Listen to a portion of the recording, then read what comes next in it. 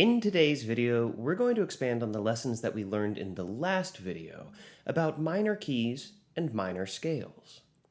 We'll start off by looking at some of the peculiarities associated with singing melodies written in a minor key while using solfege syllables. And from there, we'll learn about the diatonic triads that are formed from natural minor and harmonic minor scales.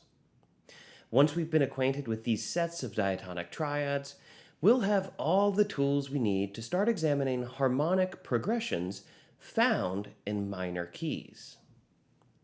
We'll look at 3 progressions today before the end of the video, 2 of which will look very familiar to us, while the 3rd progression will prove to be entirely unique to minor keys.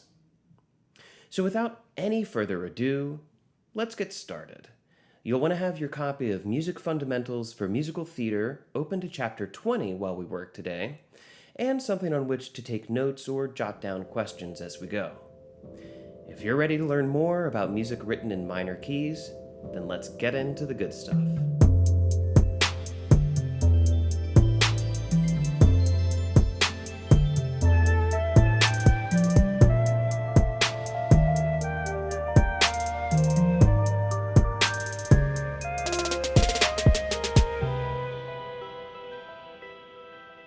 There are a couple of common pitfalls when we first start singing melodies written in a minor key while using solfege syllables. The first mistake happens early on, when we look at the key signature in order to establish which pitch is the tonic, or do. It's common to mistakenly treat the relative major key as tonic, rather than the relative minor key as we're looking for. Relative keys may share the same key signature, but they differ in their tonic pitch, and therein lies the rub. Let's say we see 3 flats in our key signature. In simpler times, when we only knew about major keys, we would have correctly identified this key as E flat major, and accordingly, we would have sung do on the pitch E flat. But referring to our complete circle of fifths, which includes both major and minor keys, we can easily see that C minor also uses 3 flats in its key signature. So, do we assign do to E flat or to C natural? Well, judging by the key signature alone, we can't say for sure one way or the other. Which pitch is tonicized by our melody and which is the relative key that's just related to our melody. But we can at least whittle it down to 2 options. Now, there are a number of ways for us to determine whether the melody is written in the major or minor mode, but it often boils down to which pitch or which harmony feels most like home. And that's not exactly a scientific measurement. In a harmonic progression, you might look for a dominant to tonic connection. And in a melody, you could look at the beginning and ending pitches, or even the pitches at the peak of each phrase. Sometimes the simplest way is to simply experiment. Try singing a melody with solfege syllables using the relative major as tonic, and then try once again while using the relative minor as tonic. In which version does do feel like a complete resolution? In our case, we can safely say these melodies today are all using the relative minor key as tonic because, quite simply, they appear in a chapter on minor keys under the heading Minor Key Melodies. So, coming back to our example key signature that had 3 flats in it, we're going to go ahead and commit to C as do. With do established, the next step is to use the correct solfege syllables for the remaining diatonic pitches. For these minor key melodies, you should usually use do, re, mi, fa, sol, la, and te. Now we use me, le, and te because the minor key uses lowered scale degrees where we once sang mi, la, and ti. What's tricky about this part is that previously we would see an accidental in the melody to alert us to the presence of a chromatic syllable like me, le, or te. However, with these minor key melodies, the accidentals are already accounted for by the minor key signature. Of course, we could still encounter other accidentals within our melody, and the same syllables from our study of chromatic solfege would still apply here. If I were to encounter an F sharp in the key of C minor, I would sing fee. And if I see a D flat in the same key, I would sing ra. We can also find accidentals that cancel out me, le, and te, and most commonly on the 7th scale degree when we reinstate the leading tone. In the key of C minor, the 7th scale degree according to the key signature is B flat, and we use te to sing that. But if we alter it with a natural sign, reinstating the leading tone of B natural, now we would sing T. So, to recap, the first step is establishing do by discerning whether the key signature is meant to indicate the relative major or relative minor key. And the second step is to apply the appropriate solfege syllables to the remaining pitches, in particular, using me, le, and te for the 3rd, 6th, and 7th scale degrees.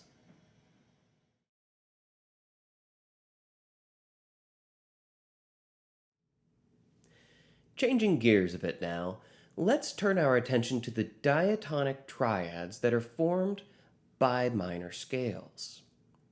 Now, we've done this quite a bit in the past, first with the major scale, and more recently with 7th chords on the major scale.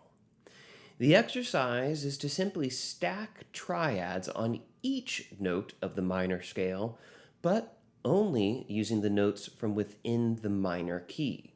No accidentals allowed. So here we have the D minor scale, or more specifically, the D natural minor scale. And our key signature has a solitary accidental on B flat. We'll use each of these scale degrees to serve as the root pitch of a triad, and we'll stack our familiar snowman shape on each note. Once we've built a triad on each scale degree, the last thing for us to do is to analyze these 7 triads by measuring the major or minor thirds that they contain. Each triad here will be either major, minor, diminished, or augmented. When we finished analyzing these triads, we find minor triads on scale degrees 1, 4, and 5. So we'll label those with lowercase Roman numerals. We also find major triads on scale degrees 3, 6, and 7. So we'll label those with uppercase Roman numerals. And on scale degree 2, we encounter a solitary diminished triad. So we'll label that with a lowercase Roman numeral accompanied by the small diminished symbol. Now take special note of the minor triad on scale degree 5, as we'll be examining that more closely in just a moment.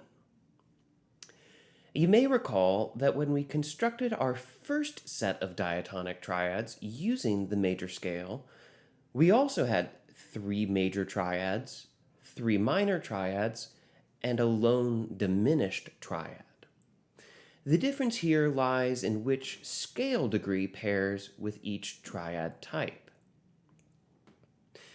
There's an addendum, though, that comes when discussing minor keys and their diatonic harmonies.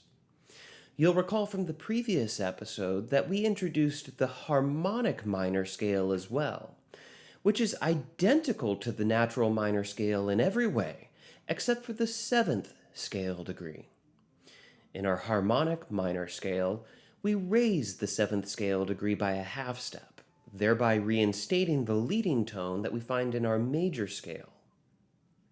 So now, let's see what harmonies arise when we stack triads on each pitch of the harmonic minor scale.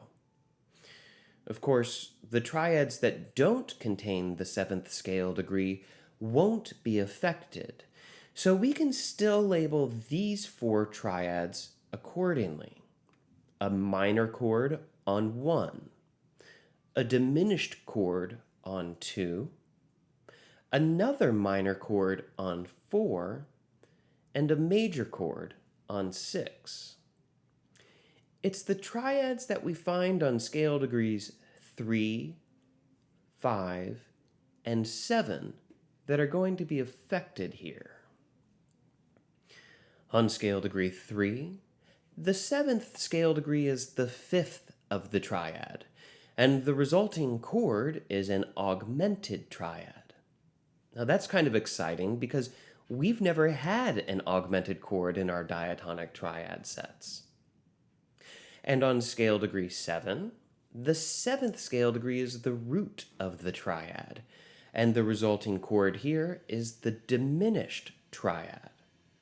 This is also interesting because this is the same chord that we find in this spot in the major key diatonic triads. But the really good stuff happens on scale degree 5, where the seventh scale degree is the third of the triad. By using the harmonic minor scale and returning the leading tone to our pitch set, our chord on scale degree 5 becomes a major triad once again. And this gives us a true dominant chord, complete with all of the tension and yearning for tonic that we've come to expect from a major 5 chord. This is really the entire reason we have the harmonic scale to begin with. There's nothing quite as important as the dominant to tonic motion that contains T moving to Do. Now, the beautiful thing about minor keys and minor scales is that although we study these three different scales as separate entities, in practice, the borders around them aren't so clearly defined. A composer can write melodies and harmonic progressions that freely and simultaneously draw from the natural minor, harmonic minor, and melodic minor scales. So it wouldn't be uncommon at all to hear a major triad built on scale degree 3, natural minor, followed shortly thereafter by a major triad built on scale degree 5, harmonic minor, all underneath a melody that rises from sol to do using la and ti to connect them, melodic minor. So now that we've unpacked the diatonic harmonies of our minor keys, we're ready to start stringing these together as harmonic progressions. But first, let's take our intermission. Feel free to hit pause on the following screen to go grab some water, stretch your legs, and eat a few orange slices. When you're feeling ready to go on, we've got more knowledge after the break.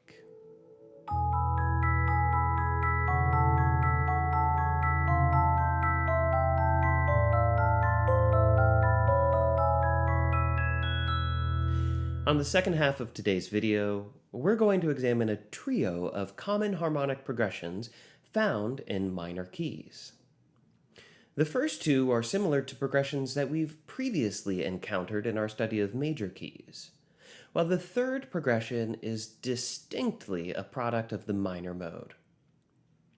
Our first progression is built from the natural minor scale, and it should look somewhat familiar. We're revisiting the 1-4-5-1 progression from our earliest studies of harmonic progressions. When we first studied this, we had major triads for every chord here. But look once again at the minor key diatonic triads, and we see that the chords built on 1, 4, and 5 are now all minor triads. So here's what the Roman numerals will look like for our progression here. Still 1, 4, 5, 1, but all lowercase to indicate the minor quality of each triad. Now let's bring this to life using the key of F minor as an example. We begin by drawing the key signature, and with that established, we'll get right to work by drawing the roots of each chord.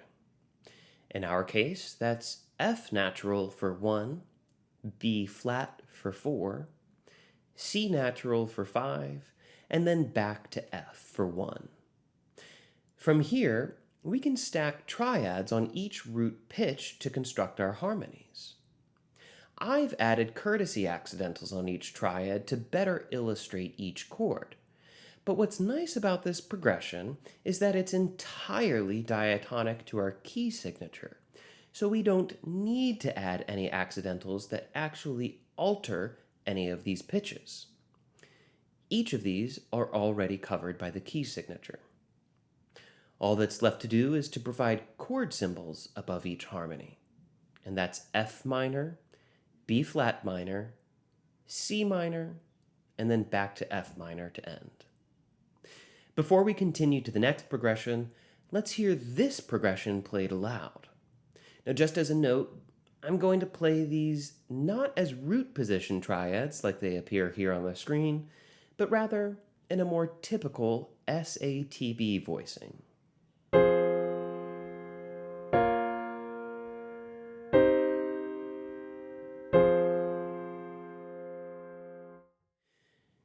The second progression that I want to examine is the all-important 2-5-1.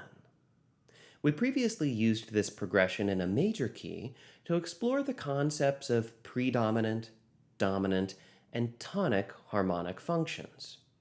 And we also use it all the time to help establish a tonal center. We're going to build a minor key 2-5-1 now, but this time I'm going to draw from the harmonic minor scale and its diatonic triads. Looking at the chords we built earlier on top of the harmonic minor scale, we can see that we'll need a diminished triad for the chord built on 2, a major triad for the chord built on 5, and of course, a minor triad for the chord built on 1.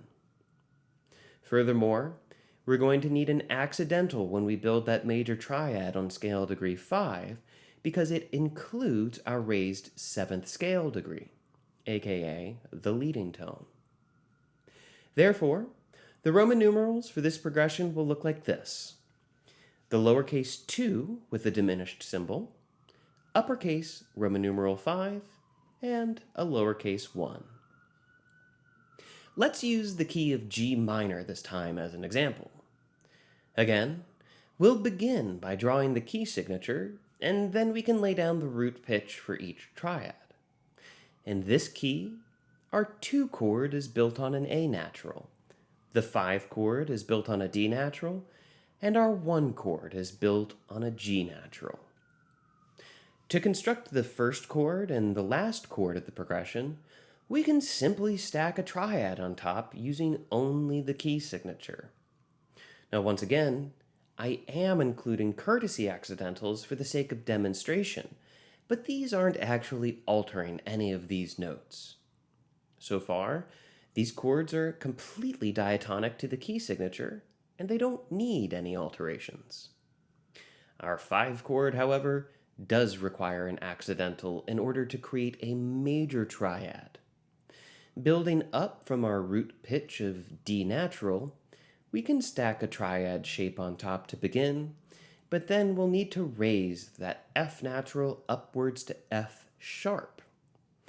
And with that, your work is done, and now you're looking at a minor key 2-5-1 progression, including a bona fide dominant triad built on 5. And now, let's hear this progression played.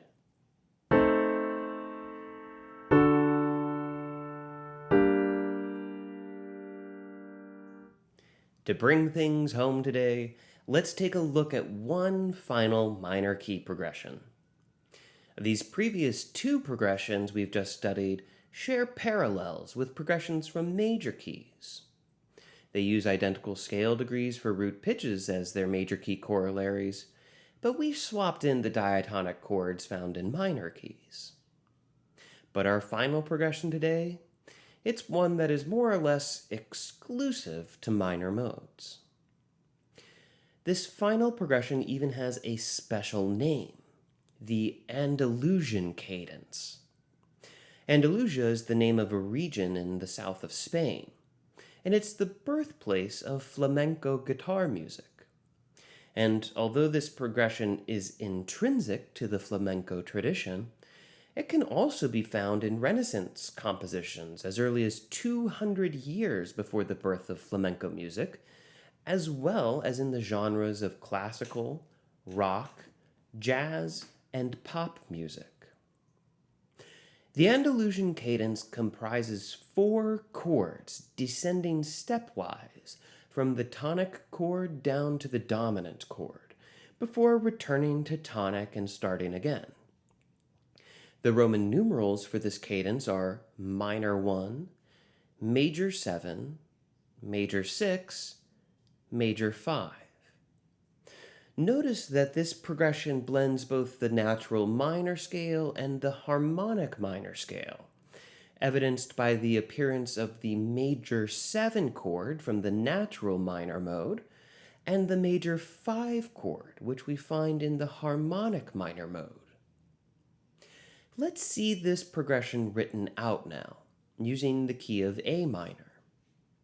Our key signature has no sharps or flats, so we can jump right in by laying down our root pitches. We'll have A natural for 1, G natural for 7, F natural for 6, and E natural for 5. Now we'll construct our snowman-shaped triads above each root pitch as a framework, and to wrap up, we'll need only a solitary accidental to make our 5 chord a major triad. Let's go ahead and apply chord symbols above each harmony. So we have A minor, G major, F major, and E major. And now we're ready to have a listen to this progression.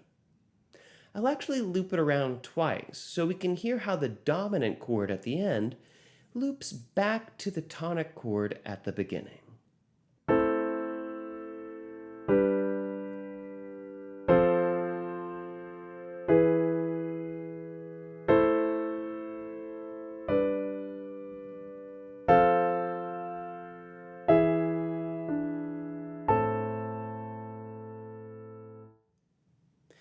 And that's where we're going to call it on today's video. I hope you learned something about music written in a minor mode, and that you have a better understanding of how to sing and analyze this side of our tonal system. We began today by breaking down the steps to successfully singing solfege syllables over a minor key melody, highlighting a few of the common mistakes that singers tend to encounter. From there, we learned about the sets of diatonic triads, which are formed when we stack triads on both the natural minor and the harmonic minor scales. And after a short break, we took those diatonic chords and explored 3 common minor key harmonic progressions. 2 of those progressions bore a strong resemblance to major key harmonic progressions that we've already encountered, while the 3rd took us on a little field trip to the south of Spain to introduce us to the Andalusian cadence.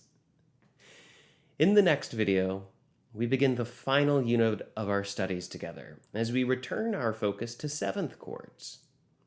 We've already been introduced to the dominant 7th chord, and now it's time to meet the rest of the family. We'll learn how to construct, identify, and label these remaining types of 7th chords, while also learning a little bit about their sound and function in the context of a harmonic progression. So until next time, thanks for watching, and be kind to each other.